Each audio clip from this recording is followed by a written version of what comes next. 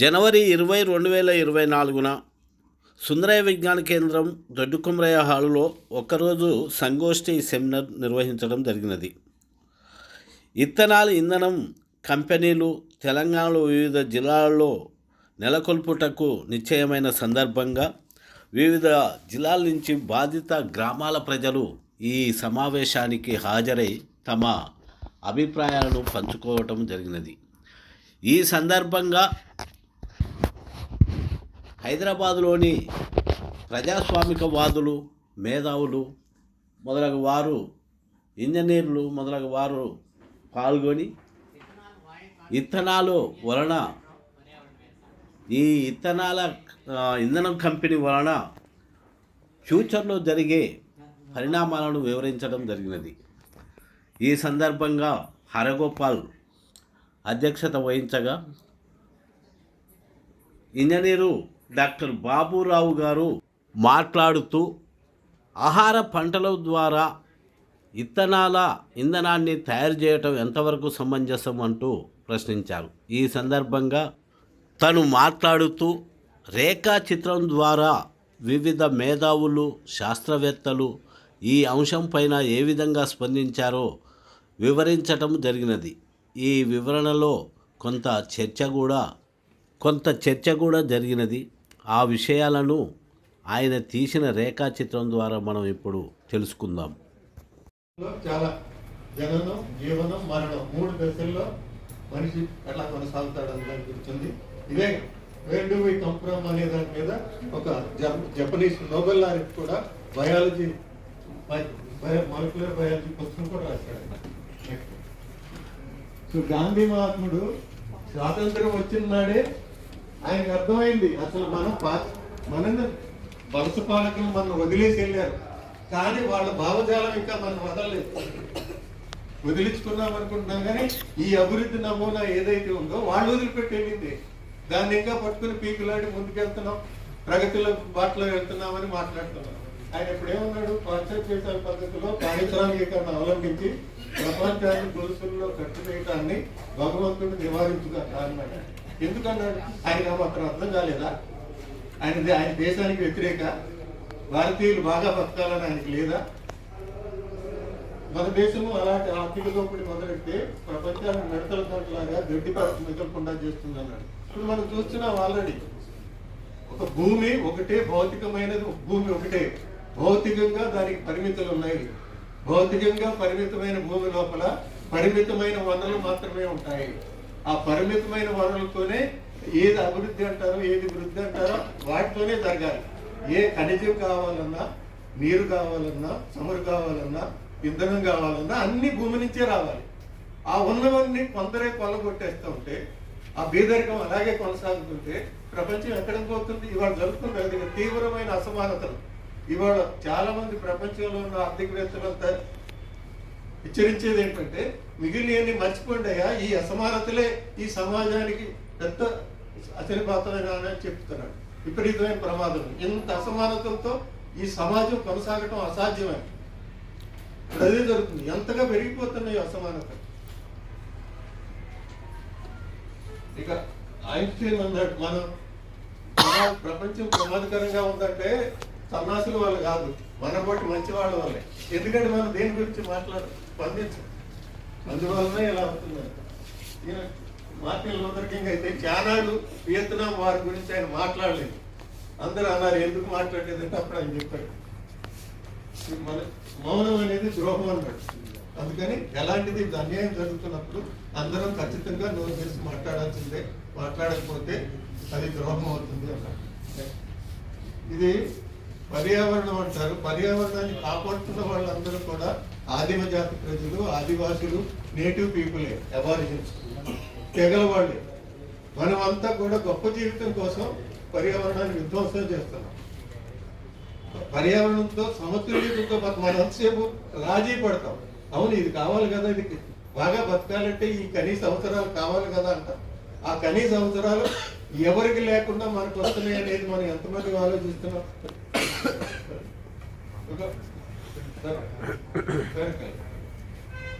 నేల మనకి చెందదు. వాళ్ళు ఎంత ఉదాత్తమైన ఆలోచనలు వాళ్ళకి వచ్చినాయో, వాళ్ళు పెద్ద యూనివర్సిటీలోకి వెళ్ళి చదువుకోలేదు. మనమే నేలకి చెందుతాం. మనిషి జీవ ప్రపంచాన్ని నేయలేదు, తాను అందులో ఒక దారం మాత్రమే. జీవ ప్రపంచానికి అతడేమి చేసినా తనకి తానే చేస్తున్నాడు. మనం చేస్తున్నది అదే. ఇకాలజీలో కూడా రూల్ అదే, everything is connected to everything. అది మొదటి సూత్రం. దేనికి మనం ఏదో సంబంధం లేదనుకుంటాం. ఎక్కడ దేనికి నష్టం జరిగినా దాని ప్రభావం అందరి మీద పడుతుంది, మొత్తం ప్రపంచం మీదే పడుతుంది. నీ పడకను మలినం చేసుకుంటే ఒక రాత్రి ఆ మాలిన్యమే నీ ఊపిరి ఆడకుండా చేస్తుంది. ఇది అసలు మనకి జీవ ప్రాతిపదిక. డార్విన్ సిద్ధాంతం వచ్చి 150 ఏళ్ళు పైన దాటి 160 ఏళ్ళు దాటిపోయింది. ఇప్పటికి కూడా దానికి సైన్స్ లో దానికి ఎంత గుర్తింపు వచ్చినా కూడా జనజీవనంలో దానికి గుర్తింపు లేదు, ప్రభుత్వాల్లో గుర్తింపు లేదు. అదేంటో అసలు అదేదో పనికిరాని సిద్ధాంతం అన్నట్టుగానే వ్యవహరిస్తూ ఉంటారు. దాన్ని మనం అసలు గుర్తించాం. కానీ అదే పర్యావరణం అనేది మనం సృష్టించుకున్నది, జీవులు సృష్టించింది. ఆ జీవుల కృషి వల్లనే ఇవాళ మనకి మనిషి లాంటి ఉత్కృష్టమైన జీవి మనం కొత్తగా వచ్చిన వాళ్ళం. మనం బ్రతకడానికి అనువైన కూడా మిగిలిన జీవులే కల్పించినాయి. అవి లేకపోతే 21% ఆక్సిజన్ ఉండేది కాదు. 21% ఆక్సిజన్ లేకపోతే మనం ఆరోపించేవాళ్ళం కాదు, మన పరిణామంలో వచ్చేవాళ్ళమే కాదు. మొదట భూమి పుట్టినప్పుడు అసలు ఆ ప్రాణవాయువే లేదు. ఆ ప్రాణవాయువు ఎట్లా వచ్చిందంటే ఆ జీవులు మొట్టమొదటి సముద్ర తటం మీద, సముద్రాలు కాదు అప్పుడు, అది ఒక నీటి పొర ఉండేది భూమి చుట్టూ, ఖండాలు కూడా లేవు అప్పుడు. లేనప్పుడు ఆ నీటి పొరలో ఆవిర్భించినటువంటి సూక్ష్మ జీవులు, ఏకకణ జీవులు అంటే పూర్వీకులైన జీవులు కిరణజన్య సంయోగక్రియ చేయటం వాటికి వచ్చినప్పుడు అవి బతకడానికి, అవి పెరగటానికి వాటి నుంచి ఆక్సిజన్ ఒక ఉప ఉత్పత్తిగా వచ్చింది. ఆ ఉప ఉత్పత్తి నుంచే అది పెరుగుతూ ఆ జీవులని నిరంతరంగా కృషి చేస్తే ఆక్సిజన్ పెరిగి వాడు 21% వచ్చింది. మధ్యలో 25% కూడా వెళ్ళింది, మళ్ళీ తిరిగి 21కే వచ్చింది. అక్కడే మనం ఇక్కడి నుంచి అంతరిక్షానికి వెళ్ళొచ్చని చెబుతున్నారు. ఎగిరిపోయి ఎక్కడో ఏదో గ్రహం మీదకి వెళ్ళొచ్చని. 21% ఆక్సిజన్ లేకపోతే మనం ఒక క్షణం కూడా బతకం. 19.5% దిగిందంటేనే మనం బ్రతకటం కష్టం అయిపోతుంది.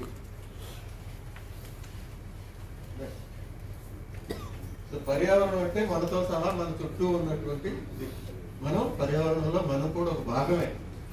జీవులను పర్యావరణం నుంచి విడదీయలేము. మనం ఈ భూమి మీద ఉన్నాం కనుకనే మనకు ఒక నాగరికత అంటూ ఉన్నది, మనకు ఒక జీవన విధానం అంటూ ఏర్పరచుకోగలిగాం. దీనికి కావాల్సిన వనరులన్నీ కూడా భూమి అందిస్తుంది. భూమే నిర్జీవం అయిపోతే, భూమిలోని వ్యవస్థలన్నీ పతనం అయిపోతే మనిషిగా మనం ఎట్లా బతుకుతాం, ఎలా కొనసాగించగలుగుతాయి? ఈ ఉద్యోగాలు, ఈ చదువులు, ఈ జీవితం ఎట్లా ఉంటుంది? నాకు అనిపించింది ఏంటంటే, ఇంత చదువుకి ముందు ఈ చదువు యొక్క ప్రయోజనం ఏంటో కూడా నాకు కొంచెం అగమ్యంగానే ఉంటుంది. ఇట్లా ప్రివిలేజ్డ్ ఉద్యోగం చేయటం అనేది ఇక ముందు సమాజంలో సాధ్యమవుతుందా?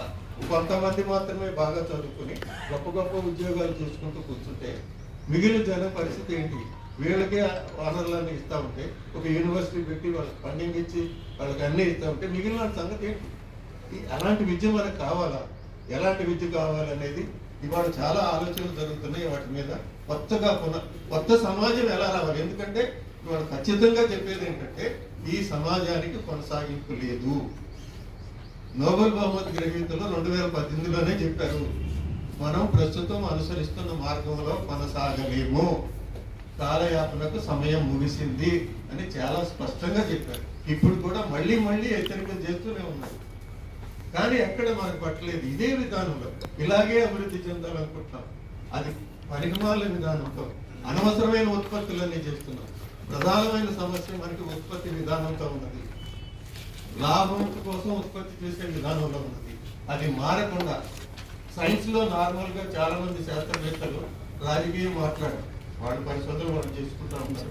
కానీ వాళ్ళ శాస్త్రవేత్తలు అందరూ కూడా స్పష్టంగా హెచ్చరికలు చేస్తున్నారు. ఈ పెట్టుబడిదారి విధానం కొనసాగినంత వరకు మానవ జీవితానికి పరిష్కారం లేదు. ఇది ఇట్లాగే నశించుకోవాలి. ఈ విధానం ఉన్నంత వరకు భూమి మీద ఇకలాజికల్ వ్యవస్థలు ఇలా ఉండవు అని చెప్పి చాలా హెచ్చరికలు చెప్తున్నారు. ఓపెన్లీ అవుట్స్పోకింగ్ వాళ్ళంతా కూడా డిమాండ్ చేస్తున్నారు. నెక్స్ట్ ఇది మన మొట్టమొదటి మనిషికి మొట్టమొదటి ఆది కార్సియర్ చెట్టు మీద ఉండే జీవి. దానికి మనకి సామ్యం చూడండి. ప్రతి జీవికి ఇతర జంతువులకి కళ్ళు పక్కన ఉంటాయి, పార్శ్వాల్లో ఉంటాయి. ఓన్లీ మనిషి, ఏపు వీటికి మాత్రమే, ఏప్స్కి మాత్రమే కళ్ళు ముందు భాగంలో ఉంటాయి మొక్కలకి. అక్కడి నుంచి మన ప్రయాణం మొదలయ్యి చింపాంజీ నుంచి హోమోసాపియన్స్ వచ్చాం. ఇది చాలా మంది ఇప్పుడు అంగీకరించరు, అది కూడా చాలా మంది ఉన్నారనుకోండి. బట్ ఈ నిజమైతే మారదు. ఎందుకంటే ప్రతి జీవికి మధ్య జన్యు సంబంధాన్ని ఇప్పుడు చాలా చూపించింది సైన్స్. కీటకాల దగ్గర నుంచి మనకి ఇక్కడే 1995లో డిసెంబర్లో రవీంద్ర భారతిలో ఒక నోబెల్ లారెట్ ఒక లెక్చర్ ఇచ్చాడు ఆయన, ఫ్రెంచ్ నోబెల్ లారెట్. ఆయన అప్పుడు పేపర్ నిండా కూడా రాశారు, మనకి చేపలు, ఎలుకలు, పందులు, కుక్కలు అన్నీ కూడా మన చుట్టాలే అని చెప్పాడు ఆయన అప్పుడే. మన అంతా పరిణామ క్రమంలో వచ్చిన వాళ్ళు. వాటి జన్యువుకి మన జన్యువులకి చాలా సంబంధం ఉన్నది. 90% పైగా ఒకటే ఉంటుంది. ఇది మనం కాదు. మన శరీరం మీద, మన శరీరంలో ఎన్ని జీవ కణాలు ఉంటాయో మన అమ్మగర్భం నుంచి బయటకు వచ్చినప్పుడు అంతకంటే 10 రెట్లు ఎక్కువగా బ్యాక్టీరియా మన శరీరం మీద బతుకుతా ఉంటాం. అవన్నీ పనిచేస్తేనే మనం ఆరోగ్యంగా ఉంటాం. ప్రతిదీ ప్రపంచంలో ప్రతిదీ కూడా ఒక సహకార వ్యవస్థే. మనమే వ్యక్తులుగా ఆలోచిస్తాం, కానీ అది మనకి తెలుగు వచ్చింది కనుక తెలుగు నుంచి వచ్చినటువంటి దుష్పరిణామం ఇది, వ్యక్తిగా ఆలోచించడం. సమాజంలో ప్రతిదీ కూడా ఒక సహకార వ్యవస్థ మాత్రమే. అన్ని కలిసి ఉంటేనే, అన్ని చేతులు కలిస్తేనే ఆ వ్యవస్థ నడుస్తుంది. కానీ వ్యక్తులుగా ఆలోచించడం వల్లనే మనకి వ్యక్తులుగా కూడా మనం ఎప్పటి నుంచి ఆలోచిస్తున్నాం. ఎక్కువగా 1991 తర్వాత నుంచి ఈ దుర్లక్షణం ఇంకెక్కువగా వచ్చింది. ఎప్పుడైతే మనం ఫ్రీ మార్కెట్ సొసైటీని తెచ్చుకున్నామో ఈ కష్టాలన్నీ కొంత తెచ్చుకుంటాం, పక్కవాడి గురించి పట్టించుకోవటం మానేసాం. నెక్స్ట్ ఇక్కడ ఇది ఒక ఆయన పెద్ద ఆయన చెప్తాడు అన్నమాట, ఒక రచయిత. మనం వేటా సేకరణ సమాజంతో మొదలయ్యాం. వాళ్ళందరూ ప్రకృతితో సమతుల్యంగా ఉన్నారు. ప్రకృతి వ్యవస్థలన్నీ అప్పుడు క్రమంగా ఉన్నాయి. కానీ మన తర్వాత వ్యవసాయానికి మళ్ళీ వ్యవసాయం ఎంతకాలం అయింది? 10,000 ఏళ్ళు అయింది, అంతకంటే ఎక్కువ లేదు. అసలు నాగరిక సమాజము, ఒక చోట స్థిర నివాసం యొక్క సమాజం యొక్క చరిత్ర 10,000 ఏళ్ళు మాత్రమే. మన మనిషిగా మనం ఒక 3 లక్షల సంవత్సరాల క్రితం ఆధునిక మనిషి వచ్చినా కూడా యాక్చువల్గా నాగరికత ఎందుకు సాధ్యమైందంటే, క్లైమేట్ సైన్స్ ఏం చెబుతుందంటే, క్లైమేట్ ఎప్పుడైతే క్రమస్థితిలో ఉన్నదో, ఒక చోట మనిషి స్థిర నివాసం ఏర్పరచుకుని కొన్ని పంటలు పండించుకుని బతికే అవకాశం ఎప్పుడు వచ్చిందో అప్పటి నుంచి మాత్రమే నాగరికతకు అవకాశం వచ్చింది. దాన్నే హాలోసీన్ పీరియడ్ అన్నారు, జియోలాజికల్ ఎరా.